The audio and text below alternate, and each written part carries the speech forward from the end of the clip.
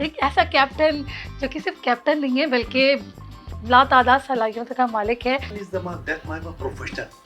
Okay. तो मैंने John Pakistan army that time हम मतलब कि ये नाते बचपन स्कूल में पढ़ा करते थे। फिर वो जब स्कूल में गए तो नाते भी होती थी, नाते मुकाबले भी होते थे, सिंगिंग भी होती थी। गाने वाने गाते थे ऑब्वियसली किसी ना किसी के लिए गाते थे, किसी ना किसी के लिए। हाँ मैंने वो एक जमाने में किसी के लिए गाया था। मोहब्बत का तकाज़ा है गमे दुनिया से घबरा कर। जब कोई भी गाने गाते थे घर में तो घर वालों के एंटीने खड़े हो जाते थे समथिंग इज बॉटम देयर। तो what is the goal behind the story. Sports से कितना लगाव है? स्पोर्ट्स का मैं आर्मी कलर होल्डर हूँ। अच्छा, वॉलीबॉल, बास्केटबॉल, बैटिंग, शॉटिंग दोनों चैंपियनशिप्स। बिल्कुल आर्मी कलर होल्डर हूँ। बास्केटबॉल ऑपरेशन था हमारा, मतलब हम डाकुओं के खिलाफ ऑपरेशन कर रहे थे। हमारी यूनिट जो है वहाँ लगी हुई थी और डाकुओं के साथ था। उसके बाद वो एक ऐसा टाइम था कि हम जो है इतने पानी में वहाँ जो है अंदर बैठे थे, डूबे हुए थे। तो हमारे साथ मौजूद है स्टूडियो में कैप्टन जफर फराज, उनको वेलकम करते हैं।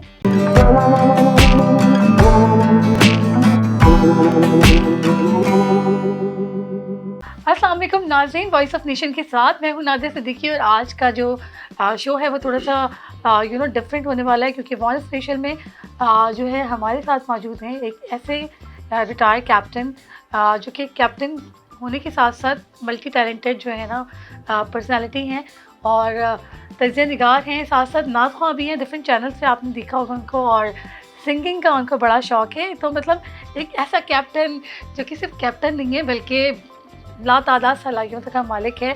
तो हमारे साथ मौजूद है स्टूडियो में कैप्टन जफर फराज, उनको वेलकम करते हैं। और अस्सलाम वालेकुम सर। वालेकुम सलाम और थैंक यू वेरी मच, बहुत बहुत शुक्रिया आपका। बहुत शुक्रिया कि आप मेरे नहीं आपका पहले मैं शुक्रिया अदा कर दूं क्योंकि आपको पकड़ना जो कहते हैं ना थोड़ा मुश्किल होता है, ज़ाहिर इतनी मसरूफ़ होते हैं आप। तो आपका बहुत शुक्रिया, वेलकम टू माय शो।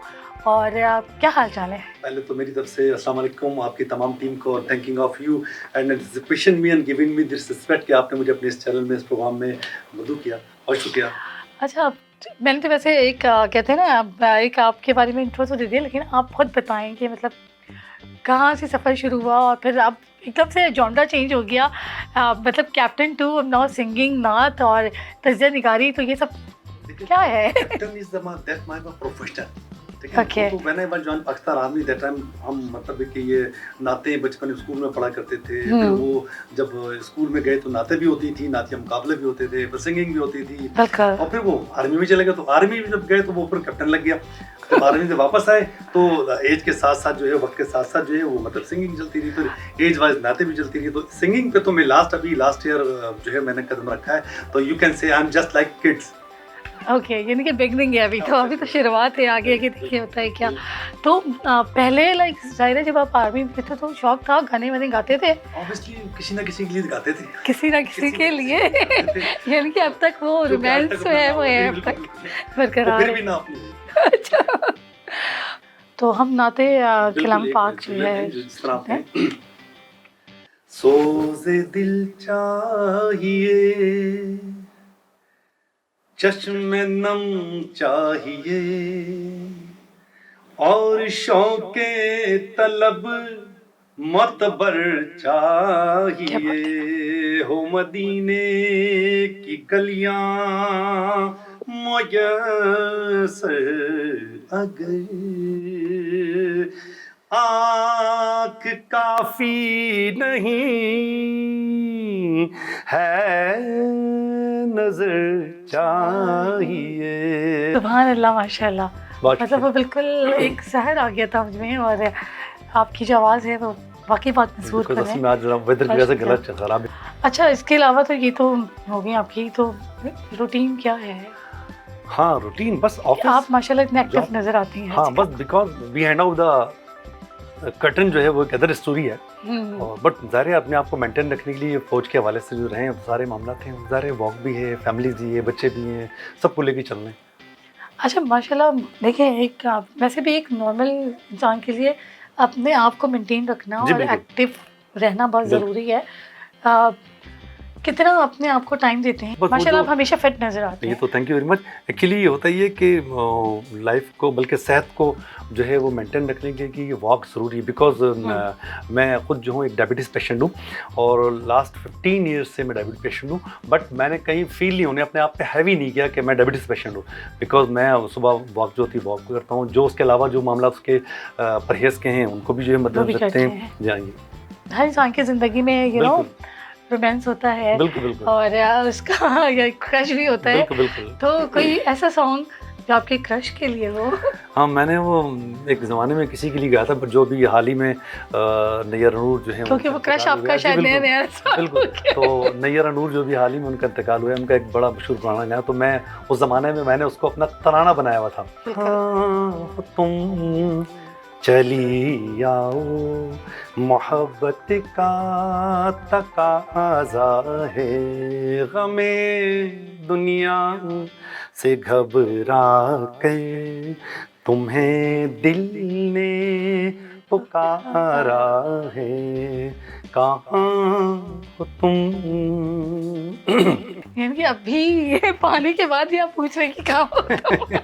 और इशारे कहीं पे निगाहें कहीं पे ऐसे ही है। जिस तरह अभी आपने कहा एज यू सेज कि वो हमने फनी टाइप का इंटरव्यू है, अगर सीरियस है तो आप आपकी लाइक जब सर्विसेज लाइव थी बिल्कुल, तो उसमें फिर कितना टाइम घर को देते थे, किस तरह से मैनेज करते थे? फैमिली जो है वो वहाँ लिविंग स्टेटस जो है वो फैमिली साथ ही होती थी। अच्छा, साथ ही तो साथ ही होती थी, बस वो ऑफिस टाइम के ऑफिस आवर्स गुजारे, उसके बाद जो वापस फैमिली शाम में, क्योंकि जहाँ जहाँ पोस्टिंग रही वहाँ वो फैमिली साथ रही। घर में ही आते ही साथ और शुरू हो गए गाने गाना। नहीं, जब रात को जो है रात में या दिन में जब कोई भी गाने गाते थे घर में, तो घर वालों के एंटीने खड़े हो जाते थे, समथिंग इज बॉटम देयर, तो what is the cause of behind the story, what is the cause of behind, जी बिल्कुल बिल्कुल, so that's why something is bottom there, तो उनके एंटीने खड़े हो जाते, सो दैट्स व्हाई बाहर ही सारा मामला होता है। चलिए, तो ज़फ़र साहब गाने तो हम सुन ही रहे हैं, थोड़ा सा गज़ल की तरफ भी आते हैं, तो आपका कोई ऐसा फेवरेट आपकी गज़ल हो जो आप सुनाना चाहें? जी बिल्कुल, वो गज़ल के भी हवाले से जो है कहीं ना कहीं वाबस्तगी है,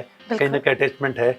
तो एक जगजीत सिंह की बड़ी पुरानी गज़ल है, तुमको देखा तो ये ख्याल आया, जिंदगी धूप तुम घना साया, तुमको देखा तो ये ख्याल आया। तो अच्छा, ये बताएं, ये ख्याल मुझे देख के तो नहीं आया? नहीं, वो तो इत्तेफाक से, अब आप सामने महवर ख्याल सामने बैठा हो तो फिर ख्याल ना है, तो ये जाती है। स्पोर्ट्स से कितना लगाव है? स्पोर्ट्स से मैं आर्मी एग्जैक्टली, मैं स्पोर्ट्स का मैं आर्मी कलर होल्डर हूँ।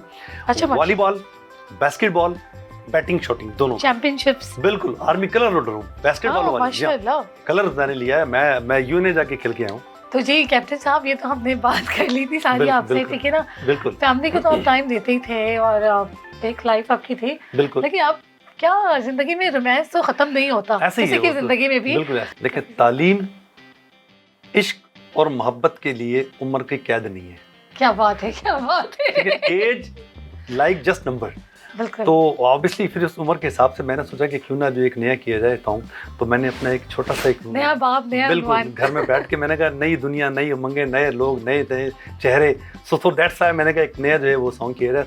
आंखें देखी तो मैं देखता रह गया, जान दो और दोनों ही दो आतिशां, आंखें में देखती ये तो बाब है, आंखें इनको कहूं या कहूं ख्वाब है।